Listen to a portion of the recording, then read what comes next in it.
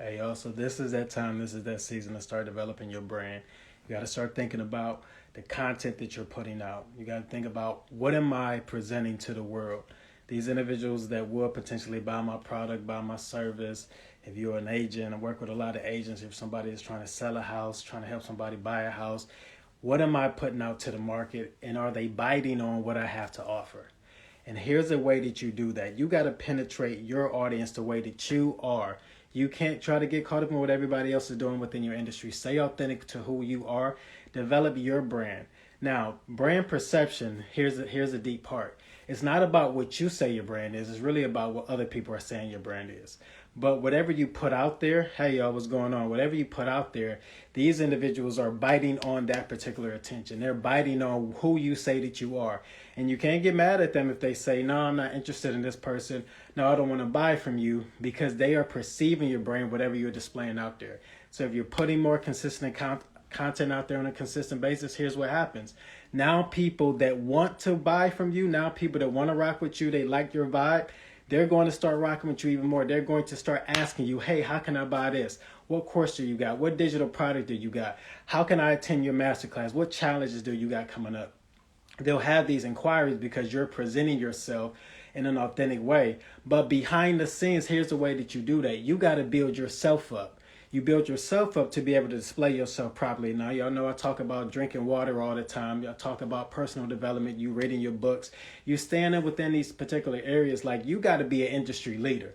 I don't care what industry you're a part of. You need to be studying, reading, understanding your industry a lot better, seeing what's currently going on within the market. How has the economy impacted your market? Are sales up all around for everybody that's within this industry, or are they traditionally down because of the way that the economy is happening globally, right?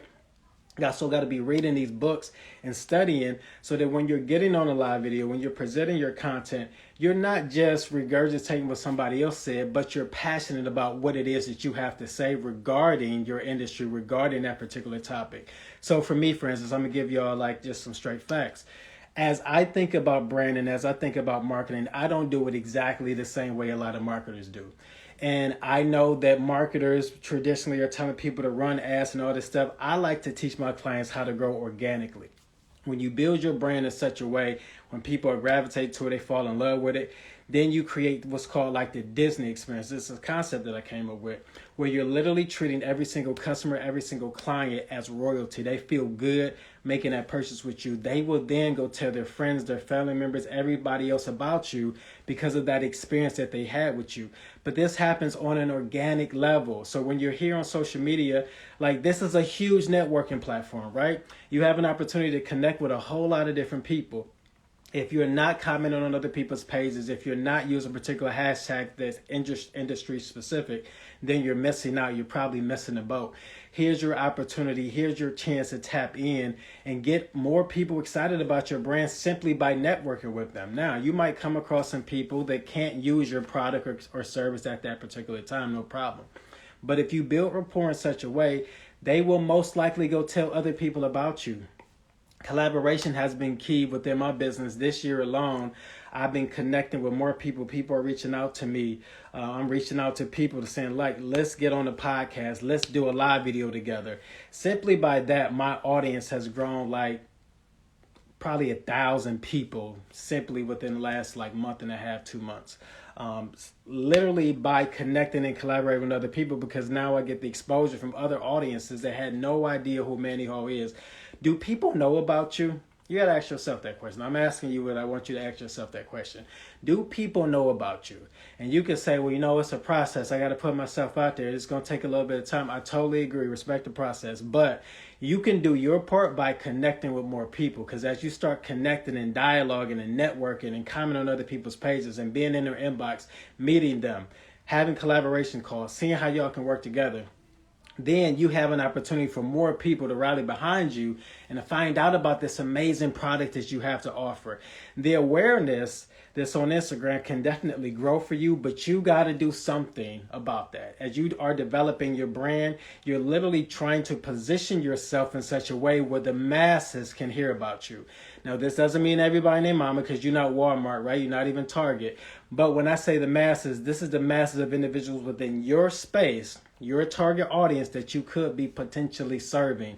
You got to be able to put in the work to do that. This is you starting conversations. This is you cultivating relationships. This is you working behind the scenes, as I said. Reading books, studying books, networking with other people, getting a part of masterminds, groups that you can learn from people, that you can network with other individuals, that you can be around other successful people that are there exactly where you want to be. So some of these people are making $1 million a year. It was uncomfortable for me to get out of my comfort zone to join a mastermind.